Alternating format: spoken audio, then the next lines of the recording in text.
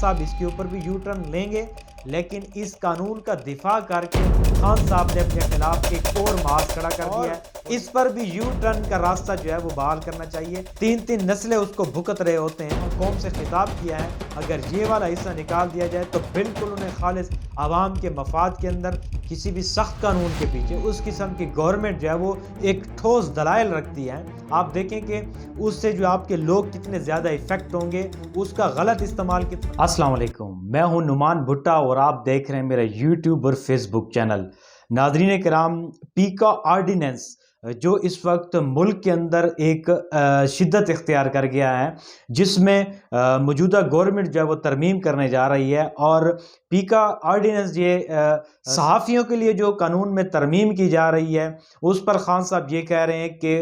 Fake news جو ہے وہ اس کا رجحان بڑھ چکا ہے۔ اس ملک کے اندر جو ہے وہ وزیر اعظم محفوظ نہیں ہے، اس کی اہلیہ محفوظ نہیں ہے، اس کے ساتھ کسی بھی شخص کی جو ہے وہ عزت محفوظ نہیں ہے، اور فیک نیوز کے ذریعے ان کی عزت جو ہے وہ تار تار کی جاتی ہے۔ اس لیے یہ پیکا قانون میں آرڈیننس لا رہے ہیں اور پیکا قانون میں ترمیم کر رہے ہیں، تو جس پر اپوزیشن سمیت جو میڈیا کی مختلف تنظیمیں ہیں وہ سراپا احتجاج ہیں، اور انہوں نے اس کو جو ہے وہ کالا قانون قرار دیا ہے۔ تو اس پر ہم بات کریں گے۔ سب سے پہلے دیکھنا یہ ہوگا کہ یہ قانون جو ہے کب بنا تھا، تو یہ خان صاحب نے جو کہا ہے کہ یہ قانون 2016 میں نون لیگ کے دور میں بنا تھا،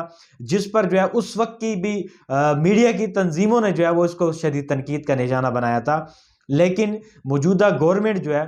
حال ہی میں جو ہونے والا وزیراعظم عمران خان کے اوپر ہونے والی فیک نیوز، پاکستان تحریک انصاف کے اوپر جو فارن فنڈنگ کیس کے حوالے سے اور دیگر شوکت خانم کے فنڈز وغیرہ جو ہے وہ پی ٹی آئی کی جماعت کو جو ہے وہ ٹرانسفر کرنے کے الزامات، اور اس قسم کی جو جیو اور جنگ گروپ میں نشر کی گئی تھی، اس کے اوپر جو ہے انہوں نے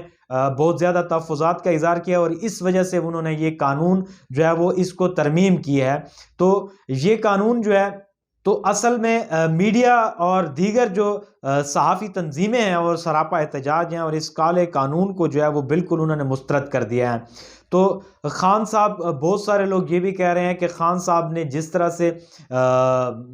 اس کے دلائل دے رہے ہیں، تو وہ میرے خیال میں اس طرح سے ویلڈ دلائل نہیں ہے اور مضبوط دلائل نہیں ہے کہ آپ کے اوپر کوئی اس قسم کی باتیں کرے تو آپ جو ہے ایک قانون ہی اس کا چینج کر دیں۔ اور بہت سارے لوگ یہ بھی کہہ رہے ہیں کہ پاکستان کے اندر قانون پہلے سے موجود ہیں، لیکن اس کے اوپر امپلیمنٹ کیوں نہیں ہوتا، اس کے اوپر عمل درآمد کب ہوگا، اس پر فوکس دینا چاہیے۔ اور بہت سارے تجزیہ کار جو ہیں وہ اس کو اس نظر سے دیکھ رہے ہیں کہ یہ قانون جو ہے وہ ذاتیات پر مبنی کیا جائے گا، اور اس کے ساتھ جو ہے وہ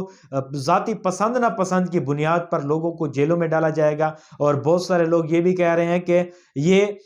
خان صاحب جس طرح سے کہہ رہے ہیں کہ یہ قانون بننے جا رہا ہے، تو مزہ تو تب آئے گا کہ خان صاحب گھر میں بیٹھے ہوں اور اوپر ایف آئی اے پہنچ جائے کہ جناب آپ کے خلاف تو یہ آپ نے یہ والی جھوٹی بات کیا اور آپ نے یہ والا جھوٹ بولا ہے، اور آپ کو 6 مہینے کے اندر جو ہے وہ اندر کر دیا جائے گا۔ تو یہ قانون بہرحال بہت سخت ہے۔ اس قسم کے سخت قوانین جو ہے وہ لاگو کرنے کے ساتھ ساتھ آپ دیکھیں کہ خان صاحب نے جو قوم سے خطاب میں پہلا نقطہ ہی انہوں نے پیکا قانون کے حوالے سے اٹھایا ہے، اور انہوں نے اس کو جو ہے وہ اس پر ڈٹ گئے ہیں، اور اس کو ترمیم کرنے کا جو ہے انہوں نے کہا ہے کہ ہم اس پر ترمیم کر کے رہیں گے، اور کسی قسم کا پریشر جو ہم برداشت نہیں کریں گے۔ تو اس قسم کے جو قانون ہوتے ہیں، سخت قوانین، آپ دیکھیں کہ اگر آپ دلائل کی بات کرتے ہیں تو کشمیر کے اوپر جو قانون بنے گئے ہیں تو وہ اتنے سخت قانون ہیں، ظاہر ہے کہ جو قانون بنے گئے ہیں تو اس کے اوپر بھی دلائل دیے گئے ہیں، اور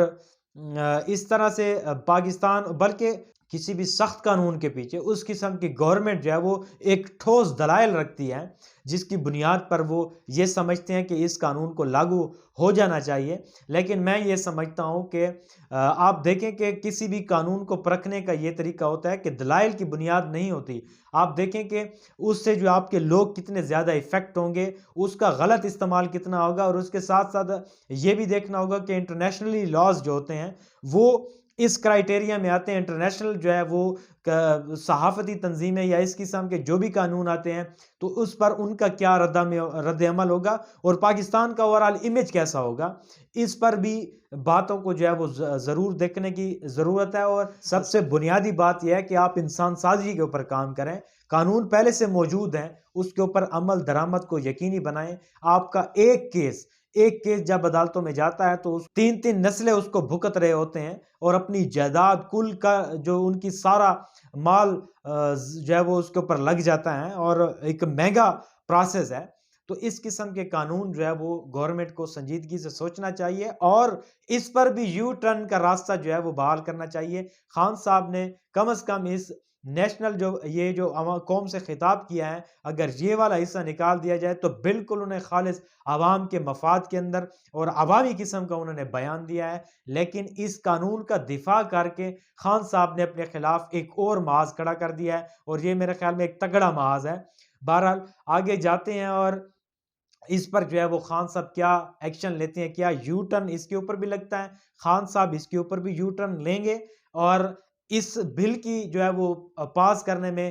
آگے جو ہے وہ کیا اپڈیٹس آتے ہیں، اس پر بھی ہم بات کریں گے۔ تو اب تک کے لیے اتنا ہی، اللہ حافظ۔